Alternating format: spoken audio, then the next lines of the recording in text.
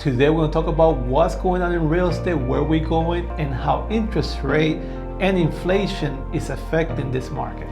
So get ready. We'll talk about the real estate roller coaster coming up next.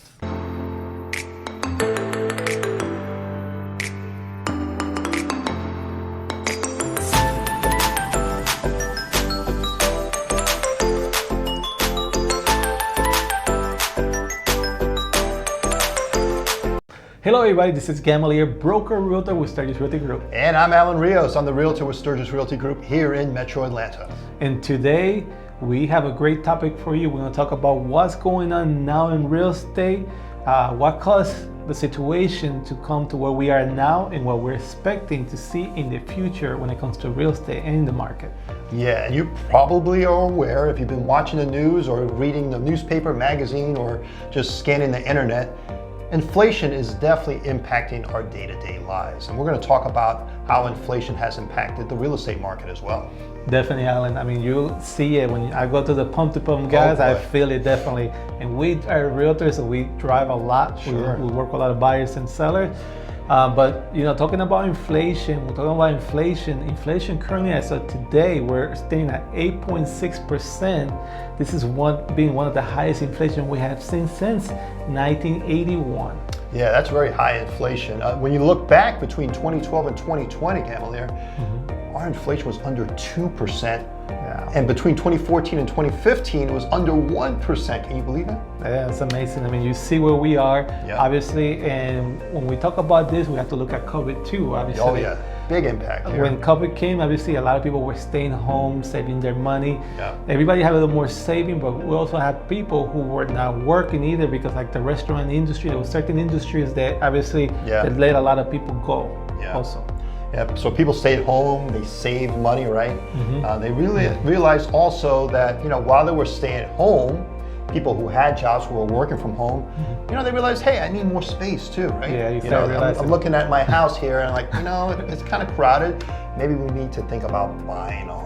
Yeah, so especially people who they were in condo, they felt like they were in jail. Oh yeah. They were like, they didn't have that much to do, and then during COVID, you didn't go anywhere, and you're in a little space.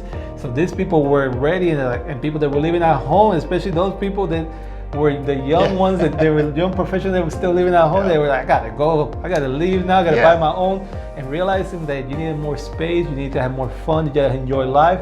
So when COVID was over, people took that little saving that they have, and they started buying, make up for what they didn't have. Hey, I remember that time, right? It was quiet for a little bit, and then also this explosion of people coming on the market, right? Yeah. They were ready to explore and look to purchase homes. So, Yes. the builders back then were not building enough houses, so we saw a shortage of materials and also labor.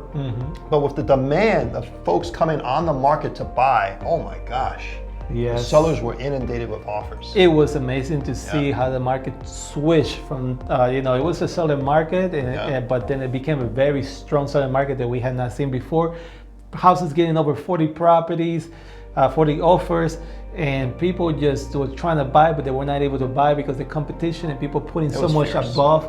And we've seen that for a while, and it was pretty steady, but now obviously market is changing. It is, and you look back during that time, right, when people were getting out of that COVID situation where they were locked in their house, the rates were very low, right, incredibly low, less than 3%. They had lower payments, so that was a big incentive for them to go out and purchase a house, and we had low inflation and a high demand. Perfect recipe for the situation that evolved out of that. Yeah, and obviously the seller's market was very strong, and we're still in the seller market here currently in Atlanta, but we're starting to see now what's going on now. We're starting to see a lot of price reductions in the market. Oh, sure. Inventory is a lot higher than what used to be, so definitely if you're a seller right now, you are in the top of the mountain to get the most out of your home right now and get the most cash out equity. If you wait, you say I'm gonna wait a year later, you're definitely gonna sell it but you're gonna sell it for less than what you could sell it now. Yeah, definitely take advantage of the situation right now if you're looking to sell your home. So where are we going right now, right? Stock market is going down, right? The market's dropping, and that's affecting dollar and even crypto, right? Cryptocurrency. People who have been investing in cryptocurrency are losing value as well. Another thing that we see, obviously, as as we see also unemployment going higher too. Yeah, a lot of the companies, sure. especially if you see now the tech industry, they're actually bringing employment back to work. I know. You can no longer work at home. They want you to come to the company. And they're cutting staff and too. they're cutting staff, and you're going to start seeing that more in the market. Unfortunately, as we're fighting inflation and bringing those interest rates up, obviously you're going to start seeing that companies are also cutting their budgets, also because consumers are buying less because prices are so high now. Yeah, and then we're also finding out that some consumers are using their credit cards more now too, Yes. and collecting debt, which is something you don't want to do, right? You want to pay everything off. But in this situation with costs rising, they'll say, I'll take care of it a little bit later. So we're noticing the debt value is starting to increase. Labor shortage, right? That helped push wages up. Yes. And we saw that too, especially in the restaurant industry, Yes. travel industry as well, where they were looking for more people to fill positions. Prices or for wages have gone up in that sense. All of this will eventually balance out. And definitely, I mean, Alan, like you mentioned, obviously minimum wage has been low and increasing so slowly in the United States that obviously when the shortage came, and we still have shortage of work also, obviously companies were pushed to pay a lot more. Yeah. And I think, obviously it's good to increase interest rate, but it has to be done right, because when you increase interest rate rapidly, it affects everything. It affects prices. It does. And at the end, even if you're making, you were at say $8 and now you're making 15, and prices overall increases, at the end of the day, even making 15 with the prices, the inflation being so high, you buy less of what you could afford. So Yeah, that's a big exactly. problem too. And we talked about gas prices, and just to think, 2 years ago the average gas price was $2.17. Now we're averaging around $5.10 a gallon. So it's affecting everybody's wallets. Doesn't make a difference, Yes. what your wage or salary is like here in the U.S. But we're also, as far as going back to real estate, we're starting to see more inventory hit the market, Gamalier, right? Definitely, Alan. What we're starting to see definitely right now, I'm starting to see a lot of price reduction.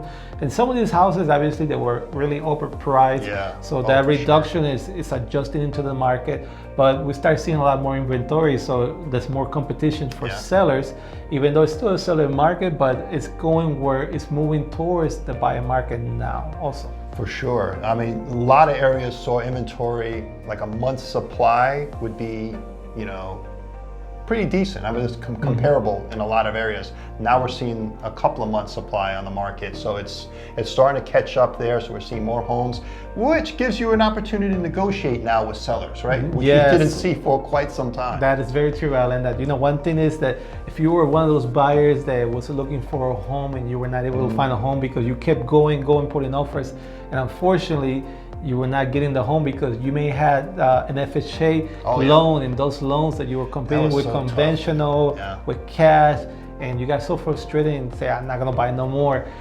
Obviously it's still a market, even though interest rates are up, as of today they're around 5.8 compared to what they were before, but we still are considered average, interest rates are still considered pretty decent compared to, if you would have bought a house back in 1990, you were in the 10% interest rate. Right? Yes, so you still have the opportunity to buy a home, and obviously a home is an investment. So when you buy a home, you're building equity, you get a tax incentive, and it doesn't matter what the market does. The market, that we say, is a roller coaster. It is. You're gonna be in a better position in the long term. So real estate, obviously, for buyers, if you were frustrated, you were not able to buy before, take advantage of the market. Oh, for sure. Obviously, one thing that we know is that interest rates are going up. They're not coming down anymore. Yeah, the Fed's going to more likely increase the rate hikes probably a few more times this year, right? Yes. So due to inflation being high, the interest rates have to rise. They're going to have to battle that inflation there. So that's something to consider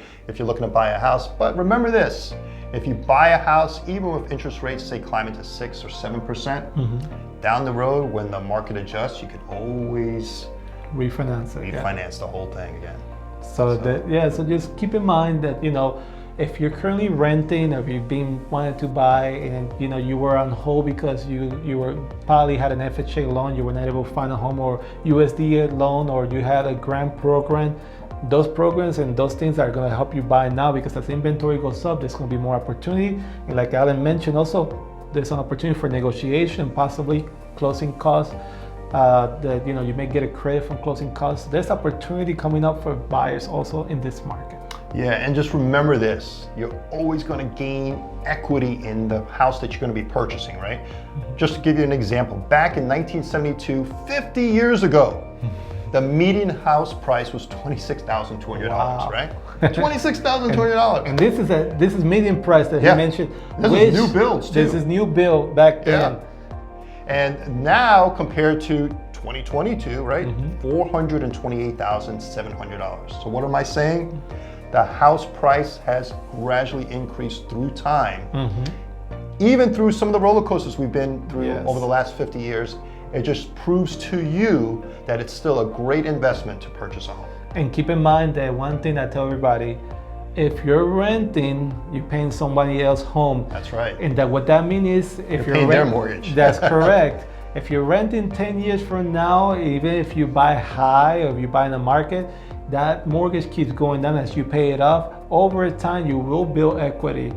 Over time, it will become an investment. And if for some reason, a lot of people that tell me, hey, Gamalier, I don't want to buy because I may be moving jobs 2 years or 5 years from now. Or I feel that, maybe this is not the right time. You got to realize that a home is an investment. So that's what happens. Even if you were to lose your job, or you were to move, you could always rent this home and start making what we call cash flow money. That's where other videos that talk about investments also. So check those out. A home is an investment vehicle, and you can convert it from your primary home to an investment home. If you were to move to another place, if you were to lose your job, you could still rent it and also make money on top of it, because here in Georgia, the good thing is rent keeps going up and it doesn't go down. That's true. Yeah, the rent continues to go up, and it becomes costly because you're putting money out there, but you're not getting anything in return. All right, so we covered a lot there, Gamalier. We did. Where we were before to where we are now, it just shows you it's an evolving market, and it will continue to be that way as we go into the future. So whether you're looking to buy something, sell, or invest in real estate, we would love to help you out. If you have any questions, please put them below. We'll love to answer any of your questions, any comments. And please remember to subscribe to our YouTube channel. We cover a wide variety of real estate topics and also highlight some of the great cities here in Metro Atlanta. And click that notification bell. We release a video once a week, and check them out. Thank you for watching the video. Take care. Have a good day.